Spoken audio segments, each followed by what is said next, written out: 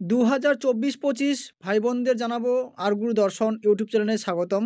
তোমাদের গত ভিডিওতে আমি কিন্তু দিয়েছিলাম তোমাদের প্রশ্ন ফার্স্ট সেমিস্টারের ইএনভিএস পেপার থেকে, যারা মেজর এবং মাইনর রয়েছো তোমাদের যে পেপার নেমটা রয়েছে বা কোর্স নেমটা রয়েছে ভিএসি পেপার থেকে। তো এখানে অ্যাকচুয়ালি আলাদা রয়েছে পেপার কোড এইসি, এটা অ্যাকচুয়ালি না। তোমাদের পেপার যেটা তোমাদের পড়তে হবে সেটা হচ্ছে ইএনভিএস অর্থাৎ পরিবেশবিদ্যা, যেটাকে আমরা বলে থাকি এনভায়রনমেন্টাল স্টাডিজের থেকে। এই এনভায়রনমেন্টাল স্টাডিজ থেকে যে প্রশ্নগুলো তোমাদের আজকে আবার দিতে চলেছি, আজকে 26 থেকে শুরু করব। কারণ মানে 1 থেকে 25 পর্যন্ত আমি তোমাদের অলরেডি একটা ভিডিও করে দিয়েছি। তোমরা যদি ওই ভিডিওটি দেখে না থাকো তাহলে এই ভিডিওটির ডেসক্রিপশন বক্সে ওই ভিডিওর লিঙ্ক দিয়ে রাখবো, তোমরা পারলে সেখান থেকে দেখে নেবে। আর আজকে আমরা শুরু করব 26 থেকে, মানে 26 নম্বর প্রশ্ন থেকে শুরু করব। মানে তোমাদের যে ফার্স্ট সেমিস্টার ইএনভিএস থেকে যে প্রশ্নগুলো আজকে আবার দিব সেই প্রশ্নগুলো তোমরা পড়বে, পারলে খাতায় লিখে রাখবে। কারণ একবার যদি তোমরা ভিডিওটি দেখো আর একবার যদি তোমরা ধরো খাতার মধ্যে লিখে রাখো, তাহলে 100% তোমাদের মুখস্থ হয়ে যাবে। তো এই ইএনভিএস থেকে তো এখান থেকে কোনো মানে কঠিন প্রশ্ন থাকে না, সহজই প্রশ্ন থাকে। তোমরা যদি এই চাকরির পরীক্ষাতে যদি দিয়ে থাকো, তোমরা যদি জিকেগুলো ভালো করে পড়ো, প্লাস পরিবেশবিদ্যা থেকে যেগুলো আমাদের এই এনভায়রনমেন্টাল স্টাডিজ থেকে তোমরা যদি পড়ো, যেমন ভৌতবিজ্ঞান, জীবনবিজ্ঞান, এইগুলো থেকেই তোমাদের হিস্ট্রি, হ্যাঁ, হিস্ট্রি অতটা থাকে না, জিওগ্রাফি থেকে কিছুটা প্রশ্ন থাকে। এই টাইপের প্রশ্নগুলোই আজকে এখান দিয়ে তোমাদের তুলে ধরবো। তাহলে চলো বেশি দেরি করব না, চলে যাব সরাসরি এই 26 নম্বর প্রশ্নর দিকে। তো তার আগে আমি রতন তোমাদেরকে সকলকে জানাবো আরেকবার আর গুরু দর্শন ইউটিউব চ্যানেলে স্বাগতম।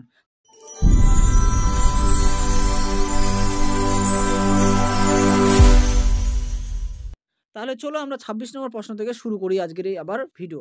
তো 26 নম্বর প্রশ্ন তোমরা, আর এই পিডিএফটি তোমরা যদি নিতে চাও তাহলে অবশ্যই কিন্তু আম আজকের শেষ পর্যন্ত ভিডিওটি দেখো। শেষ পর্যন্ত ভিডিওটি দেখলে আমি শেষের দিকে বলে দিব তোমাদের এই পিডিএফটি কিভাবে তোমরা আমার কাছ থেকে কালেক্ট করবে।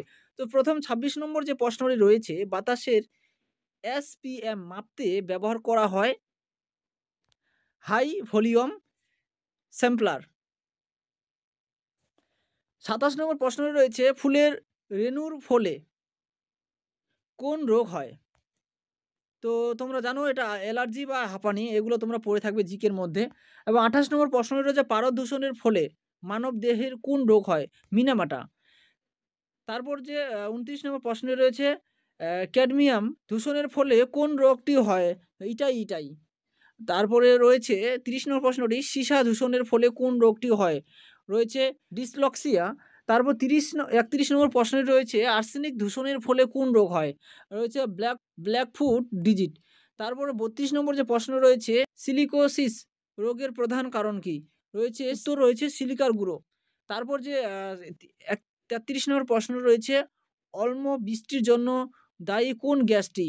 এখানে রয়েছে তোমাদের কার্বন ডাইঅক্সাইড, নাইট্রোজেন অক্সাইড, এই দুটো রয়েছে। তো তারপরে যেটা রয়েছে তোমাদের 34 নম্বর, জলজ অণুবীক্ষণিক জীবগুলিকে বলা হয় প্ল্যাংটন। তারপরে যে 35 নম্বর প্রশ্নটি রয়েছে, রক্তে কিসের উপস্থিতিতে ব্লু বডি উপসর্গ দেখা যায়?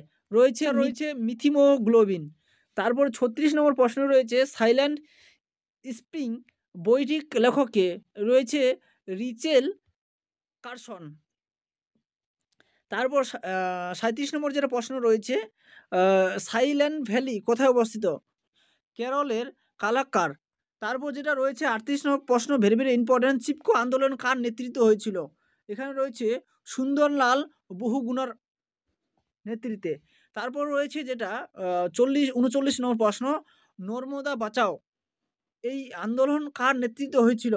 রয়েছে মেধা পাটেকর।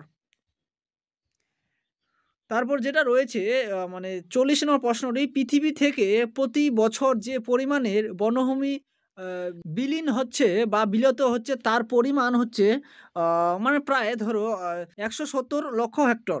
যেটা তারপর ৪১ নম্বর প্রশ্ন রয়েছে, বায়ুমণ্ডলের প্রতি ১ কিমি উচ্চতার বৃদ্ধিতে উষ্ণতা হ্রাস পায় ৬.৪৫ ডিগ্রি। যেটা তারপর রয়েছে ৪২ নম্বর প্রশ্নটি তোমাদের জন্য, পৃথিবীতে প্রাপ্ত জলের মধ্যে লবণাক্তর পরিমাণ কত? রয়েছে আ ৯৭%। যেটা তারপর রয়েছে ৪৩ নম্বর প্রশ্ন, পৃথিবীতে প্রাপ্ত জলের মধ্যে মিষ্টি জলের পরিমাণ কত? রয়েছে 3%। এটা ভেরি, ভেরি ইম্পোর্টেন্ট, এটা কিন্তু থাকবেই হয়তো এবার।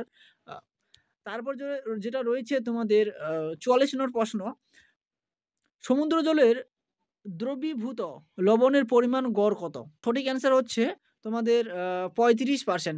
এখানে কিন্তু অ্যাকচুয়ালি এমসিকিউ প্রশ্ন থাকবে। এমসিকিউর অপশন যেহেতু ৪ টি থাকে, তো আমি একবারে ডাইরেক্টলি তোমাদের অ্যান্সারগুলো বলে দিচ্ছি, বা অ্যান্সারগুলো আমি এইভাবে পিডিএফটা তৈরি করছি তোমাদের সুবিধার্থে। তোমাদের এই পিডিএফটা পড়তে যেন সুবিধা হয়। পারলে তোমরা এই পিডিএফটি যদি চাও, তাহলে তোমরা দেখবে এই পেজের শেষের দিকে হোয়াটসঅ্যাপ নম্বর রয়েছে। শুধু হোয়াটসঅ্যাপ করবে। দেখো এখানে দেখতে পাচ্ছ, ভাই রতন বর্মন অনলি হোয়াটসঅ্যাপ। এই শুধু তোমরা কিন্তু হোয়াটসঅ্যাপ করবে, হ্যাঁ? এখানে তোমরা কেউ ফোন করবে না এই নম্বরে, তোমরা হোয়াটসঅ্যাপ করবে। এই নম্বরে হোয়াটসঅ্যাপ তোমরা যে কোডটা পাঠাবে সেটা হচ্ছে মোবাইল নম্বরের যে ফার্স্ট যে কি বলবো ৬ টা ডিজিট রয়েছে, ফার্স্ট ৬ টা ডিজিট ৮৬, ৩৭, ৮১, এই ৬ টা ডিজিট তোমরা টাইপিং করবে। তাহলে তোমরা সঙ্গে, সঙ্গে এই পিডিএফ তোমাদের কাছে চলে যাবে। তোমরা আশা করা যায় বুঝতে পেরেছো আমি কি বললাম। যদি বুঝতে না পারো তাহলে অবশ্যই তোমরা কমেন্ট করে জানাবে, তোমরা যদি এই পিডিএফটা নিতে চাও। আর দ্বিতীয়ত চলো এখন পরের প্রশ্নটি দেখি। ৪৫ নম্বর প্রশ্ন রয়েছে, বাস্তুতন্ত্রের ১০% সূত্রের প্রবক্তা হলেন লিন্ডেম্যান। রয়েছে লিন্ডেম্যান। তারপর যেটা ৪৬ নম্বর প্রশ্ন রয়েছে, এত গুরুত্বপূর্ণ, ইকোলজি কথাটির প্রথম বা সর্বপ্রথম ব্যবহার করেন আর্নেস্ট হেগেল। হেগেল। আর ৪৭ নম্বর, এটাও অতি গুরুত্বপূর্ণ রয়েছে। রয়েছে ইকোসিস্টেম কথাটি সর্বপ্রথম ব্যবহার করেন ট্রান্সলে। তারপর যেটা ৪৮ নম্বর প্রশ্ন রয়েছে, আবর্জনার স্তূপ থেকে কোন গ্যাস নির্গত হয়? এটা মিথেন। এটা কিন্তু ওই আবর্জনা বা এটা তোমাদের গোবর গ্যাস এইভাবে থাকতে পারে। তারপর যেটা রয়েছে তোমাদের ৪৯ প্রশ্নটি, পৃথিবীর অপুষ্টিতে ভূগোচ্ছের এমন লোকের সংখ্যা কত? তাহলে এখানে ৮০ কোটি, প্রায় ৮০ কোটি। ৫০ নম্বর প্রশ্নটি তোমাদের জন্য রয়েছে অতি গুরুত্বপূর্ণ, সেটা হচ্ছে বায়ুমণ্ডলের উচ্চতম স্তর কোনটি? সেটা হচ্ছে থার্মোস্ফিয়ার। তো এই ছিল তোমাদের ৫০ টি প্রশ্ন, হয়তো আরো আছে নাকি দেখি। আ না, এই ছিল তোমাদের ৫০ টি প্রশ্ন। আর নিচে রয়েছে, প্রিয় ছাত্রছাত্রীরা, তোমাদের সফলতাই আমাদের প্রধান উদ্দেশ্য। তোমরা কি ধরনের ভিডিও চাও এবং কোন টপিকের উপর ভিডিও চাও, তোমাদের সমস্যা কোথায়, সমস্ত কিছু আমাদের কমেন্ট করে জানাবে। তোমাদের সমস্ত প্রবলেম সলভ করার জন্য আমি সবসময় প্রস্তুত আছি। তোমাদের আমি বলব, তোমরা কমেন্ট করে জানাও তোমাদের যদি অসুবিধা হয়। টোটাল তোমাদের এই ছিল ৫০ টি প্রশ্ন। তো এই প্রশ্নগুলো তোমরা কিন্তু ভালো করে অবশ্যই পড়বে। হয়তো এই প্রশ্নগুলো থেকেই তোমাদের এই ENVS পেপার থেকে, অর্থাৎ তোমাদের পেপার কোড আলাদা রয়েছে, পেপার কোড রয়েছে এখন VSC। VSC পেপার কোডের এই একটা থিম, যেটা সাবজেক্টটার নাম রয়েছে ENVS। এই ENVS তোমাদের প্রত্যেকটার মানে প্রত্যেকটাই বলতে প্রত্যেক স্টুডেন্টদের থাকবে। কিন্তু এই ENVS পেপার থেকে তোমাদের কিন্তু ২ টি পার্ট হবে। একটা পার্ট A হবে, একটা পার্ট B হবে। এবং কাদের A পার্টটি পড়বে এবং কাদের B পার্ট পড়বে, A পার্ট এবং B পার্টের তোমরা যদি এখানে তোমাদের ২০ টা ২০ টার মধ্যে প্রশ্ন থাকবে, হ্যাঁ? ৪০ নম্বরের। তো প্রত্যেকটা প্রশ্নের মান থাকবে ২। এটা হয়তো তোমরা যদি না জানো, আমার কাছে তোমরা জেনে নাও। অনেকেই এই কথাগুলো সবাই বলবে না। এই কথাগুলো সবাই বলবে না। তো তার জন্যই আমি তোমাদেরকে প্রত্যেকটা ভিডিওতেই এই মানে এগুলো বিষয় নিয়ে বলে দিই যে মানে কোন কোশ্চেনে কত নম্বরের প্রশ্ন থাকবে। কারণ এগুলো একটা মানে সাধারণ ব্যাপার। এগুলো কথা তোমাদের যদি না বলে রাখি, তাহলে তোমাদের প্রত্যেকটা ভিডিওতে আবার বলে দেখতে হবে যে কোন ভিডিওতে আমি এই কথাগুলো বলেছি।